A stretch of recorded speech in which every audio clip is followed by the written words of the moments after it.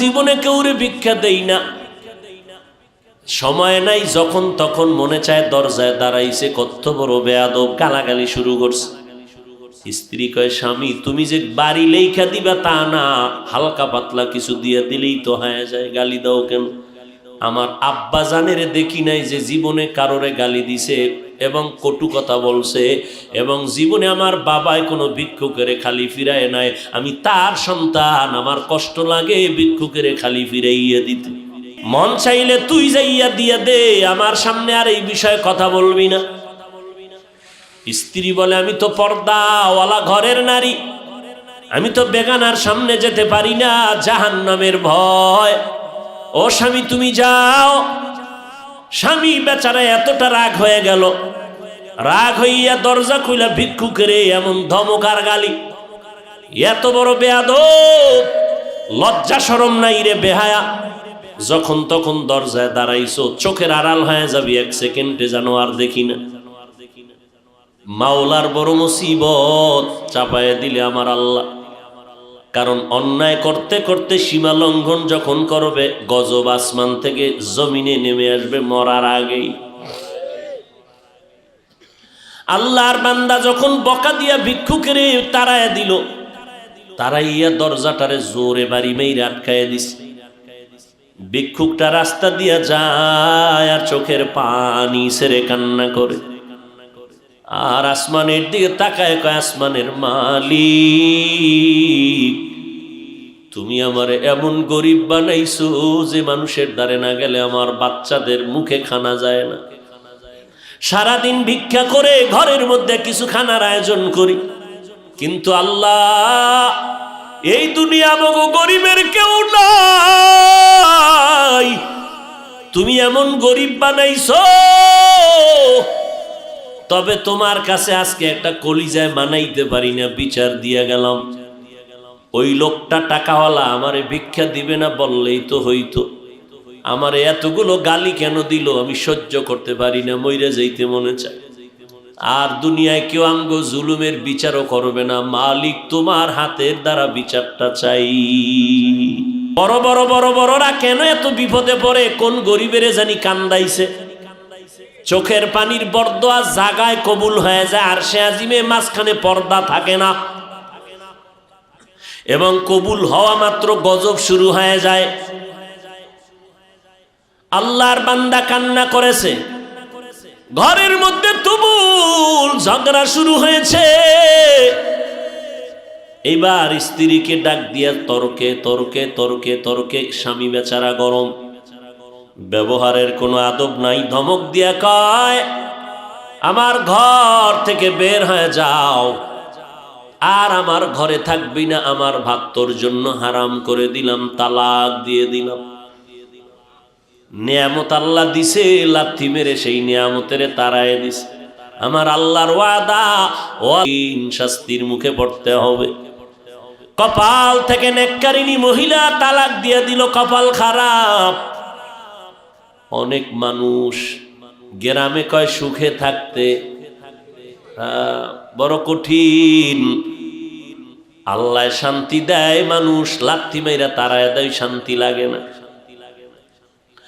আল্লাহর বান্দি চোখের পানি ছেড়ে কান্না শুরু করলেন, কারণ জাতের মাইয়া যারা, জাতের অজাতের না, জাতের যারা মাইয়া, এরা টাকার দিকে তাকায় না, সম্মান আর ইজ্জতের দিকে বড় নজর করে। আমি জাতের মেয়ে, জীবনে কলঙ্ক আসবে কেন, স্বামী খারাপ পাই ভালো পাই, জীবনে আমার স্বামী হবে একজন আর কেউ না। আমার স্বামী আমারে বিদায় করে দিয়েছে, বিয়ার বর হতে আজ পর্যন্ত স্বামীর খেদমতে কোনো ত্রুটি করি নাই, কিন্তু এক গরিব ভিক্ষুকের সুপারিশ করতে গিয়ে আজ আমার তালাকের স্লোগান চলে আসলো। বাবাও বড় ভালো সন্তান, কন্যাকে সান্ত্বনা দিয়া কয়, ধৈর্য ধারণ কর, কোরআন তেলাওয়াত কর, মালিকের ফয়সালার অপেক্ষায় থাক। দীর্ঘ 1 বছর আল্লাহর বান্দি ঘরের মধ্যে পর্দা রক্ষা করে, কোরআন তেলাওয়াত করে, আর মাওলার দরবারে যায় নামাজে কান্দে। আল্লাহ, চাইছিলাম স্বামীটারে আমি হেদায়েতের পথে নিব, পারলাম না, কপালে নাই। আল্লাহ তুমি এমন একজন স্বামী যদি আমারে কপালে রাখো যেই স্বামী দিনদার হবে। দিনদার স্বামী পাইল, যদিও টাকা নাই বাড়ি নাই গরিব, কিন্তু আমার মাওলার বড় আশে। স্ত্রীর অজুর পানিটা আগাইয়া দেয় আল্লাহ, স্ত্রীর গোসলের পানি আগায় দেয়, বাথরুমটা নিজে ধুইয়া দেয়, খানার প্লেটে গিয়া খেদমত করে, রান্নাঘরে গিয়া খেদমত করে। আল্লাহ আমার মায়ার নবীর কেমন আদর্শ। আম্মা জান আয়েশা বলে পাক করতেছি, নবী আয়েশা খেদমত করে তরকারি আগায় দেয়। নবী একদিন বাজার থেকে রান্নার মাল কিনা নিজে হাতে কইরা নিয়ে যায়। একজন সাহাবী দৌড়ে কয়, নবী আপনি তো রহমতুল্লিল আলামিন, আপনি কেন নিবেন? ডাক দিয়ে কয়, সাহাবী দায়িত্ব আমার, আমাকে পালন করার সুযোগ দাও, আমার দায়িত্ব পালন করতে হবে, আমি রহমতের নবী। এক বেলার নামাজও জানো টাইমের থেকে উল্টা পাল্টা না হয়। নামাজ পড়বা, এরপরে রান্না হলে হলো, না হলে নাই। খাইয়া দেয়া বড় শান্তিতে, মরিচ দিয়ে খাইয়াও বড় কলিজায় শান্তি। এবার আমার মাওলা কিছু আপন বান্দাদেরকেও মহাপরীক্ষায় ফালায়। এবার আল্লাহর পরীক্ষা শুরু হয়ে গেল। একদিনের ঘটনা, হঠাৎ দুপুর বেলা খানা খাইয়া স্বামী আর স্ত্রী রেস্টে যাবে, কথাবার্তা বলতেছে নির্জন ছোট ঘরের মধ্যে। আল্লাহর পরীক্ষা, দরজার সামনে আওয়াজ, একজন ভিক্ষুক ডাক দিছি, আমি ভিক্ষার জন্য আসছি, আমারে একটু ভিক্ষা দাও, আমি বড় ক্ষুধার্ত। আমি লাফ দিয়ে উইঠা কয়, বিবি এমন একটা টাইমে ভিক্ষুক আমার দরজায় দাঁড়াইছে, খানার টাইম, ভিক্ষা দিব পরের কথা, দেখো কিছু খানা দেওয়া যায়নি। ওই নিমক হারাম টাকাওয়ালারা গরিবের লাথি মারতে চিন্তাও করে না। অথচ মদিনার নবী বলেন, গরিবেরা ধনী লোকের 500 বছর আগে জান্নাতে চলে যাবে। গেলেন, বিবি তাড়াতাড়ি কিছু দাও খানার জন্য। খানা দানা তেমন নাই, যা কিছু আছে দিয়ে তরকারি দিয়ে খানা দিল। আল্লাহর বান্দা খানা দিলেন। ভিক্ষুক ঘরের সামনে বসে বসে খানা খায়। হঠাৎ ঘরের মধ্যে আল্লাহর বান্দির নজর একটা পড়ে গেল ওই ভিক্ষুকের চেহারার মধ্যে। আল্লাহর বান্দি মহিলা ভিক্ষুকের চেহারায় অনিচ্ছায় নজর পড়ার পরে কেমন যেন শরীরের মধ্যে একটা কম্পন শুরু হয়ে গেল। মহিলা ঘরের মধ্যে গিয়া বালিশ চোখের সামনে নিয়ে কাপড় দিয়া চেপে কান্না করে। স্বামী ডাক দিয়া কয়, বিবি তুমি কেন কান্না করো? বলে, আল্লাহর কুদরত দেখে কান্না করি। যেই ভিক্ষুকটারে তুমি খানা দিয়েছো, ওই ভিক্ষুকটার চেহারায় আমার নজর পড়েছে। আমার মনে সন্দেহ জাগতেছে, যেই লোকটা সামনের দরজায় বসা ভিক্ষার থালা নিয়ে আসছে, আমার কেনই যেন মনে হয় আমার আগের স্বামীর চেহারার মতো দেখা যায়। মতো বিবি পাইয়া শুকর আদায় করে নাই, গাদ্দারি করেছে, জুলুম করেছে। আল্লাহ বেজার হয়েছে।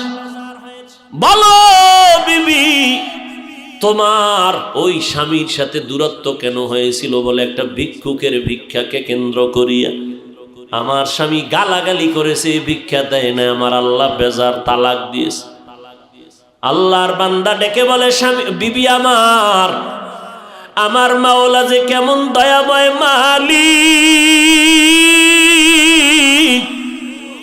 আমার আল্লাহ কেমন দয়াময়, কেমন রহমান, আমার আল্লাহ বড় দয়াশীল। তুমি যেদিন ছিলা ভিক্ষুক গিয়া ভিক্ষা চাইছিল, তোমার স্বামী কি ব্যবহার করেছিল? বলে, ও স্বামী আমার ওই পুরুষটা চূড়ান্ত গালাগালি করে ভিক্ষুকের কাঁদাইছে। এবার ডাক দিয়ে কয়, বিবি ওই দিন ভিক্ষুক ভিক্ষা চাইছিল, কিছু দিয়ে দিলেই তো হয়ে যেত, কিন্তু গাদ্দারি করার কারণে ভিক্ষুক এমন কান্না দিছে। আল্লাহ তাআলা ওই ভিক্ষুকের শুধু এখন ভিক্ষাই দেয় না, ভিক্ষা দেওয়ার আসল মালিকটা পর্যন্ত ভিক্ষুকের মাওলায় হাদিয়া দিছে। ওই দিনের ভিক্ষুক আর কেউ না, আমি স্বামী ছিলাম ওই দিনের ভিক্ষুক। মুক্তার দানা তোমাকে আল্লাহ আমারে হাদিয়া দিয়েছে। শুকরে নেমাত নেমাতাতা আফজু কুনাত। বুড়া হওয়ার আগে যৌবনটারে বড় নেয়ামত মনে করিয়া কদর কর। বয়স হওয়ার আগেই তোর যৌবনটারে গুনাহ করিয়া নষ্ট করিস না রে বাবা। পায়ে হাত রেখে বলি, কয়দিন আর বাঁচবি?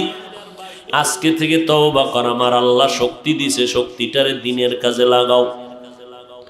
আমি বলি না তুমি মাদ্রাসায় আসো, টুপি পরো, পাগড়ি পরো, আমগো মতো হুজুর হয়ে যাও, না, একবারও না। স্কুলে পড়ো আলহামদুলিল্লাহ, কলেজে পড়ো আলহামদুলিল্লাহ, চাকরি করো, ব্যবসা করো আলহামদুলিল্লাহ। তবে আমার মাওলার সাথে এতদিন যে গুনাহ করছো, আমার মাওলার থেকে দূরে সরছো, গাদ্দারি করছো, গুনাহ কইরা কইরা নেয়ামতের ঘুমটাকে নষ্ট করে, চেহারা নষ্ট করে ফেলছো। আজকে থেকে তওবা করে নেও।